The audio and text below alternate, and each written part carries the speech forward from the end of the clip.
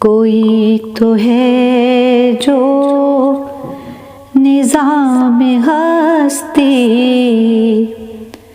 چلا رہا ہے، وہی خدا ہے، دکھائی بھی جو نہ دے نظر بھی،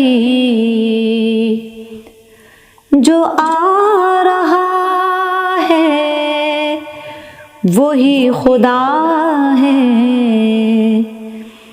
کوئی تو ہے جو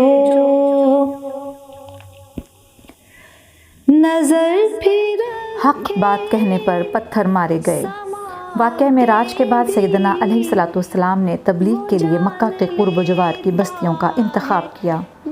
آپ صلی اللہ علیہ وسلم طائف تشریف لے گئے۔ وہاں آپ کے دادا عبد المطلب کا چچا زاد بھائی عبد یا لیل سکونت پذیر تھا۔ جب اس کو پتہ چلا کہ سیدنا علیہ الصلوۃ والسلام اس سے ملاقات کرنا چاہتے ہیں تو اس نے ملنے سے انکار کر دیا۔ سیدنا علیہ الصلوۃ والسلام نے طائف کے سرداروں سے ملاقات کی اور انہیں حق و صداقت کا پیغام دیا، لیکن انہوں نے حق و صداقت کا پیغام قبول کرنے سے انکار کر دیا اور آپ علیہ الصلوۃ والسلام کے پیچھے وہاں کے اوباش لڑکوں کو لگا دیا، جو آپ صلی اللہ علیہ وسلم پر آوازیں کستے، تالیاں پیٹتے اور گالیاں دیتے تھے۔ انہوں نے اتنے پتھر مارے کہ آپ صلی اللہ علیہ وسلم کے نالین مبارک خون میں بھر گئے۔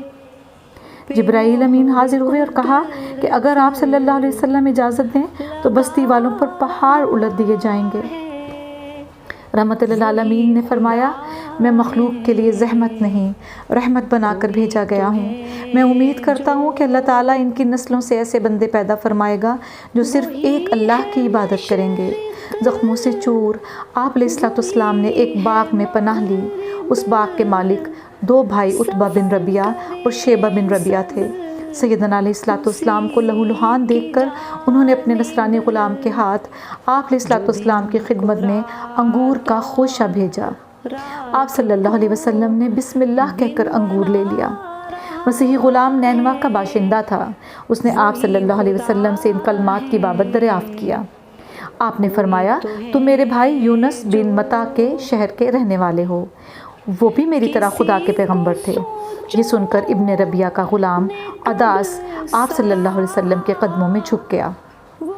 عداس نے کہا، اگرچہ میرے آقا عتبہ نے مجھے یہ کہا ہے کہ آپ علیہ الصلوۃ والسلام کو انگور پیش کروں، لیکن میں جانتا ہوں کہ وہ آپ کو اس باغ میں پناہ نہیں دے گا۔ میں اتنا ضرور کر سکتا ہوں کہ لوگوں کی نظروں سے بچا کر آپ صلی اللہ علیہ وسلم کو طائف سے باہر لے جاؤں۔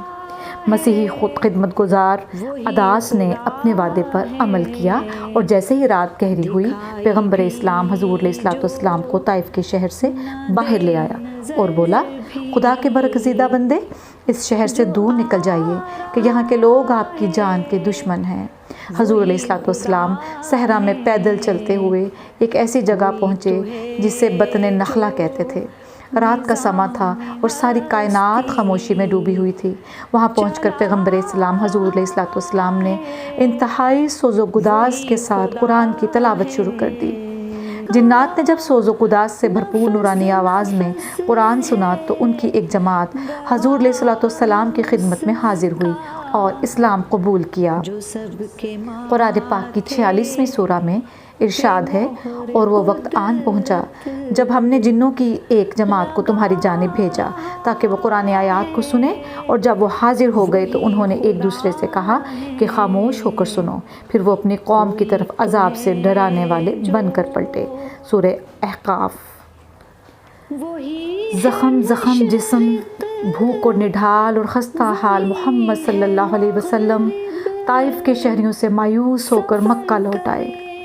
حضور صلی اللہ علیہ وسلم نے یہ جان لیا تھا کہ طائف مسلمانوں کی پناہ گاہ نہیں بن سکتا، لیکن کسی قبیلے سے منسلک ہونا ضروری تھا۔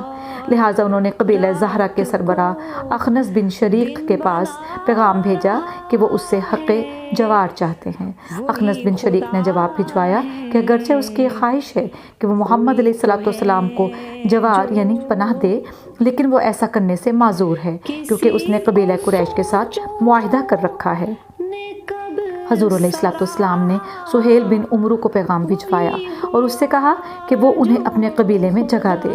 سہیل بن عمرو قبیلہ قریش سے دور پرے کا تعلق رکھتا تھا، لہٰذا اس نے بھی حضور علیہ السلام کو پناہ دینے سے انکار کر دیا۔ مطعم بن عدی نے سیدنا علیہ السلام کے پیغام کا مثبت جواب دیا اور اپنی قوم کو جمع کر کے ہتھیار باندھے۔